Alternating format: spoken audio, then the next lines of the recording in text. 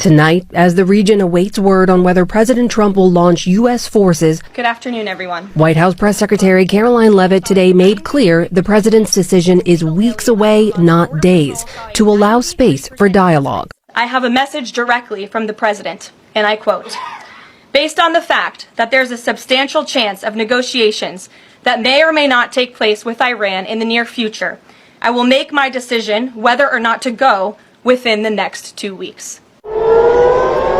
That's as the war between Israel and Iran rages on, inflicting a heavier and heavier toll as the conflict reached its 7th day. Iranian strikes injured dozens of people at Soroka Medical Center, the largest hospital in southern Israel. No one was killed as patients were evacuated on gurneys, but entire wings of the facility were left in tatters. Israeli Prime Minister Benjamin Netanyahu toured the damage today. We're targeting military sites. We're targeting nuclear sites. We're targeting missile sites.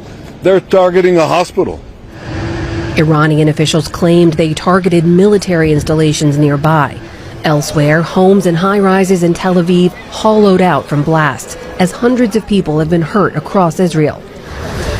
Meanwhile, in Iran, Israel continued its relentless strikes. Israel says it's not targeted Iranian civilians, but a U.S.-based Iranian human rights group says hundreds have been killed. The Tehran Times memorializing the victims, entire families, an 8-year-old gymnast, a young flight attendant, and an equestrian champion, among others. The Israeli military points to strikes on nuclear targets, releasing video it claims shows a direct hit on the Arak heavy water reactor, a potentially critical component of Iran's nuclear program. Iranian state TV said there was, quote, no radiation danger from the strike. Israel's defense minister today fanned the flames, calling for the assassination of Iran's supreme leader Ali Khamenei. We decided on the goals of the war.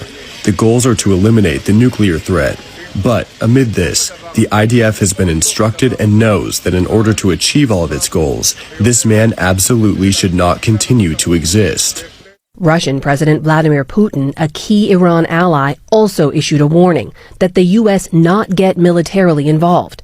Tomorrow in Geneva, a first opportunity to lower the temperature. Iran's foreign minister says he will pursue talks with his European counterparts, talks that the White House says it will be watching. The president is always interested in a diplomatic solution to the problems and the global conflicts in this world. Again, he is a peacemaker in chief. He is the peace through strength president. And so if there's a chance for diplomacy, the president's always going to grab it. Trump says he'll decide within 2 weeks on or not to join Israel in direct attacks on Iran. Israel's Defence Minister Israel Katz also stressed that Iran's supreme leader Ayatollah Ali Khamenei continued to exist, as he likened the Iranian leader to a modern-day Hitler in a post on X. US President Donald Trump said on Thursday that he'll decide within 2 weeks whether or not Washington will get directly involved militarily in the conflict between Israel and Iran. Trump says 2 weeks will be enough to decide whether a diplomatic solution is possible.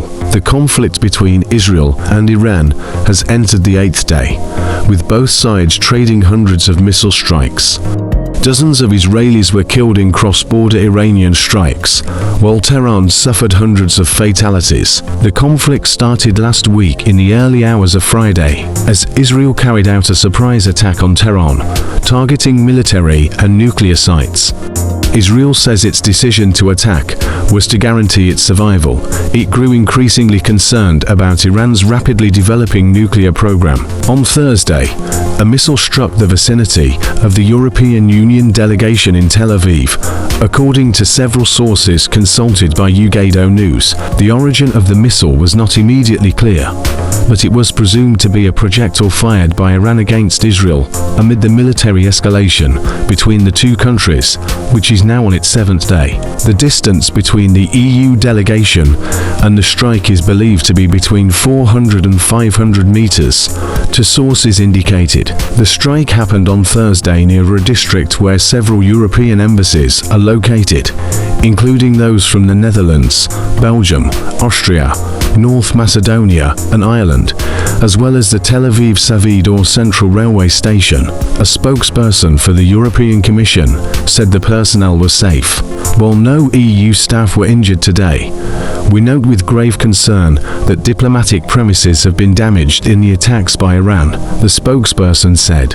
Under no circumstances, civilian areas and infrastructures, as well as foreign diplomatic staff and missions, should be targeted or attacked. Earlier, Israel's Defence Minister Israel Katz threatened Iran's supreme leader, Ayatollah Ali Khamenei, after Tehran struck a major hospital in southern Israel and hit residential buildings near Tel Aviv, wounding at least 240 people. Israel's military has been instructed and knows that in order to achieve all of its goals, this man absolutely should not continue to exist, said Katz. German Chancellor Friedrich Merz has urged Israeli Prime Minister Benjamin Netanyahu to moderate his approach to the conflict with Iran.